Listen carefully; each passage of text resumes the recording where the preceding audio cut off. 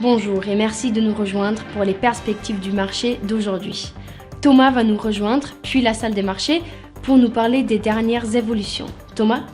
Le Bitcoin s'est maintenu juste au-dessus de 20 000 $ après l'ouverture de Wall Street, alors que le banquier en chef de l'Europe a admis que le monde ne reviendrait jamais à une inflation faible. Les marchés boursiers mondiaux ont reculé pour la deuxième journée consécutive et les rendements obligataires ont baissé en raison des craintes croissantes que les décideurs politiques ne fassent basculer leurs économies dans la récession. Le gouverneur de la Banque d'Angleterre, Andrew Bailey, a déclaré que la Banque d'Angleterre dispose d'autres options que la volonté qu'elle a signalée d'agir énergiquement si nécessaire pour lutter contre l'inflation. La dernière session a vu les actions Microsoft gagner 1,5%, l'indicateur CCI donne un signal baissier. La paire euro-dollar a chuté de 0,7% lors de la dernière session, le signal baissier de l'indicateur stochastique contredit notre analyse technique globale.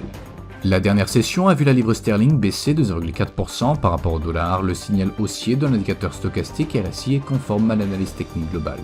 La paire dollar australien, dollar américain a fait une légère correction à la baisse lors de la dernière session, perdant 0,2%. L'indicateur oscillateur ultime indique un mouvement baissier. Le taux de chômage du Japon sera publié à 23h30 GMT, le taux de chômage de l'Allemagne à 7h55 GMT, le PIB de la Grande-Bretagne à 6h GMT. L'évolution du chômage en Allemagne sera publiée à 7h55 GMT, le revenu personnel des États-Unis à 12h30 GMT, le compte courant de la Grande-Bretagne à 6h GMT. Nous espérons que vous avez apprécié nos perspectives du marché d'aujourd'hui. De la part de toute l'équipe, nous vous souhaitons une journée de trading productive. N'oubliez pas de vous connecter demain matin pour tous les événements et les dernières nouvelles sur les marchés financiers.